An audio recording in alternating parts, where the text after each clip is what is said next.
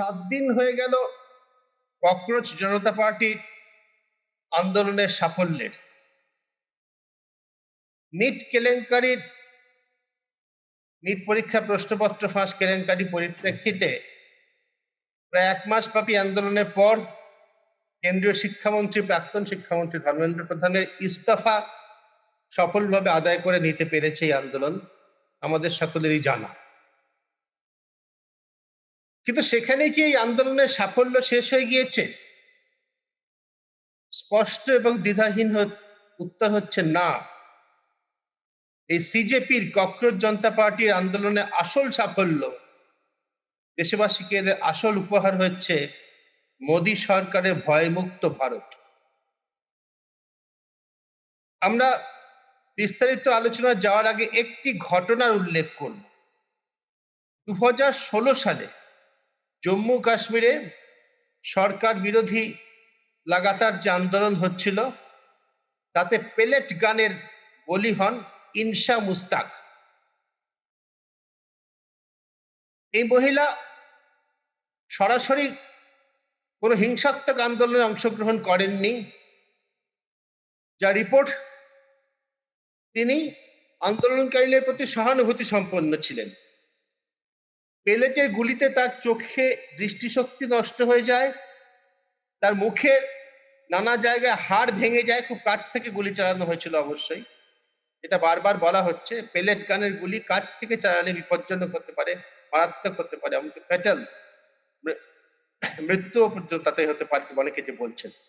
কাছ থেকে গুলি চালানো তার দৃষ্টিশক্তি নষ্ট হয়ে যায়, হাড় ভেঙে যায় এবং মুখের নানা জায়গায় তার তার ক্ষতবিক্ষত হয়ে যায়, যার ফলে এইমসে, দিল্লির all India institute of medical সায়েন্সে তার চিকিৎসা করতে হয়। ক্ষতিপূরণের দাবি ছিল, সরকারের প্রতিশ্রুতি ছিল তাকে ক্ষতিপূরণ দেওয়ার। 2018 সাল থেকে ঝুলে থাকা দাবিটির নিষ্পত্তি হয়েছে গতকাল, 8 বছর পর। জম্মু কাশ্মীর সরকার প্রতিশ্রুতি মতো তাকে একটি পেট্রোল পাম্পে গ্যাসের এজেন্সি, রান্নার গ্যাসের এজেন্সি তার হাতে তুলে দিতে বাধ্য হয়েছে।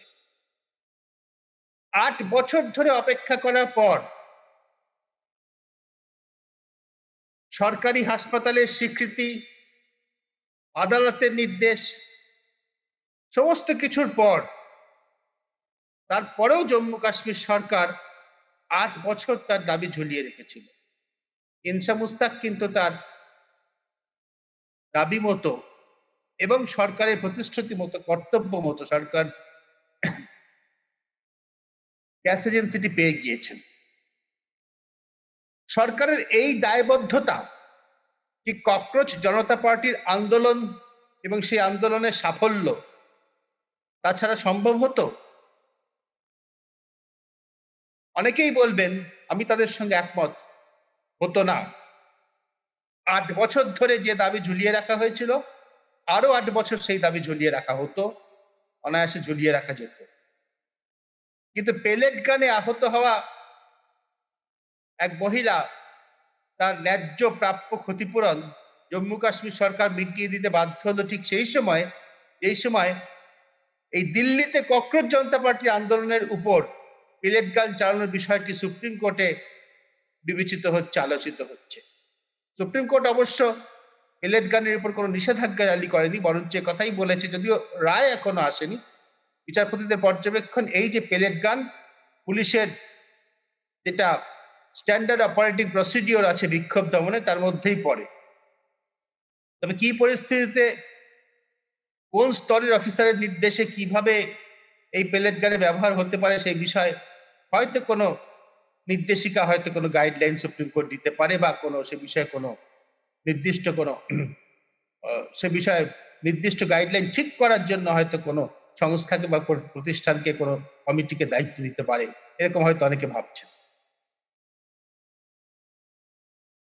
এই যে সরকারের ভয়মুক্ত করে দিয়েছে একদিক থেকে দেশকে, অন্যদিকে সরকারকে দায়বদ্ধ করছে মানুষের কাছে প্রতিশ্রুতি পালনের জন্য, মানুষকে দেওয়া প্রতিশ্রুতি পালনের জন্য। এটাই ককরোচ জনতা পার্টির এই আন্দোলনের অবদান। ওই জম্মু কাশ্মীরের ইনসা মুস্তাকি ঘটনাটাই শুধু নয়, আরেকটি ওই সরকারি সিদ্ধান্ত যা চাপিয়ে দেওয়া হয়েছে সারা দেশের মানুষের উপরে, এবং যে বিষয়ে প্রতিবাদ এখনো পর্যন্ত সেভাবে সংগঠিত হয়নি, কিন্তু বহু মানুষ নানা জায়গায় সোশ্যাল মিডিয়া সহ নানা জায়গায় তাদের বিরক্তি, তাদের ক্ষোভ, তাদের হতাশা ব্যক্ত করছেন, সেটা হচ্ছে গাড়ির জ্বালানি। বিভিন্ন রাষ্ট্রায়ত্ত সংস্থা যে পেট্রোল বিক্রি করছে তাতে 20% পর্যন্ত ইথাইল অ্যালকোহল, ইথানল মেশানো হচ্ছে। সরকারের বক্তব্য, যা কেন্দ্রীয় পরিবহন মন্ত্রী নীতিন গডকরি বলেছেন, যে এটা যদি না করা হতো তাহলে পেট্রোলের দাম লিটার প্রতি 125 টাকা গিয়ে পৌঁছতো, যা এখন 110 টাকার নিচে রয়েছে। 110 টাকার কাছাকাছি রয়েছে সম্ভব। কিন্তু গাড়ি ব্যবহারকারীদের বক্তব্য হচ্ছে যে তাই যদি হয়, মানুষের এই স্বাধীনতা কেন থাকবে না যে তিনি বেশি দাম দিয়ে ইথানল মুক্ত গাড়ি কিনবেন? কারণ প্রযুক্তিবিদরা বলছেন যে 2023 সালের আগেকার যে সমস্ত গাড়ি, সেই ইঞ্জিন যে প্রযুক্তি তৈরি হয়েছে তাতে অত বেশি 20% ইথানল মেশানো পেট্রোল ব্যবহার করলে গাড়ি মাইলেজই শুধু কমে যাচ্ছে না, তা ইঞ্জিনের পক্ষে স্থায়ীভাবে ক্ষতিকারক হতে পারে। সুতরাং গাড়ির মালিকদের বক্তব্য যে যার ইচ্ছা তিনি ইথানল ছাড়া ইথানল মুক্ত পেট্রোল কিনবেন, যেমন আগে বিক্রি হতো, সামান্য ইথানল থাকতো আগে 1-2-3%, সেই রকম পেট্রোল তিনি কিনবেন, বেশি দাম দিয়ে কিনবেন। আর যিনি কম দাম দিয়ে কিনতে চাইছেন তিনি ইথানল যুক্ত পেট্রোল কিনবেন। এই ব্যবস্থা কেন সরকার করছে না? এটা করা তো আজকালকার দিনে অসম্ভব কিছু নয়, কিন্তু সরকার নীতি হিসেবে এটা করতে বাধ্য করছিল। আজকে 31শে জুলাই দিল্লিতে দ্য গাডি মার্চ বলে একটা র্যালির ডাক দিয়েছিল একটা সংস্থা, ওই ককরোচ জনতা পার্টির মতো একটা সম্পূর্ণ বহিঃপ্রকাশ সংস্থা, যারা গড়ে উঠেছে সোশ্যাল মিডিয়া পরস্পরের মাধ্যমে যোগাযোগ করে, দ্য গাডি মার্চ। তাদের সঙ্গে কিন্তু আগের দিনই, গতকালই পেট্রোলিয়াম মন্ত্রকের কর্তারা বৈঠকে বসেছেন। সে বৈঠকে আগে কোনো ঘোষণা ছাড়াই উপস্থিত হয়েছেন পেট্রোলিয়াম মন্ত্রী, কেন্দ্রীয় পেট্রোলিয়াম মন্ত্রী হরদীপ পুরী, এবং সেখানে আশ্বাস দেওয়া হয়েছে যে তাদের দাবি বিবেচনা করা হবে, এবং বিশেষ করে তাদের বলা হয়েছে তারা যেন রাস্তাতে, দিল্লির রাস্তায় 31শে জুলাই যে র্যালি করবেন বলছে, মার্চ করবে বলেছে, সেটা যেন তারা না করেন। একদিকে যেমন মোদী সরকার সম্পর্কে যে ভয়, যে ভয়ের বাতাবরণটা এই শাসক বর্গ, বিজেপি এবং তার সহযোগী বিভিন্ন সংগঠন মিলে গত 12 বছর ধরে তিলে তিলে তৈরি করেছে, যে মোদী সরকার সব পারে, মোদী সরকারের আমলে কোনো মন্ত্রী ইস্তফা দেয় না, মোদী সরকার সবকিছু পারে, মোদী হ্যায় তো মুমকিন হ্যায়। এই যে অরা, এই যে মাথার চারপাশে তৈরি করা একটা কৃত্রিম একটা বলয়, এই বলয়টা ককরোচ জনতা পার্টি নিশ্চিতভাবে ভেঙে দিয়েছে, চুরমার করে দিয়েছে। অভিজিৎ দিককে কি বলেছেন? অভিজিৎ দিককে সহযোগী আন্দোলনকারীরা কি বলছেন?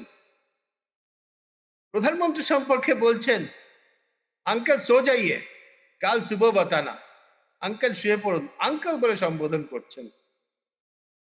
আপাত দৃষ্টিতে প্রীতি অর্থে আমরা বুঝতে পারি, আসলে ব্যঙ্গার্থে। আঙ্কেল শুয়ে পড়ুন, কাল সকালে বলবেন। যাকে আঙ্কেল বলে সম্বোধন করেন মনে হচ্ছে সেই প্রধানমন্ত্রী নরেন্দ্র মোদী কিন্তু রাত 12টার সময় উঠে ইনস্টাগ্রাম বার্তা দিতে বাধ্য হচ্ছেন, ফ্রেন্ডস বলে সম্বোধন করছেন তরুণ প্রজন্ম, ছাত্র যুব জনতা।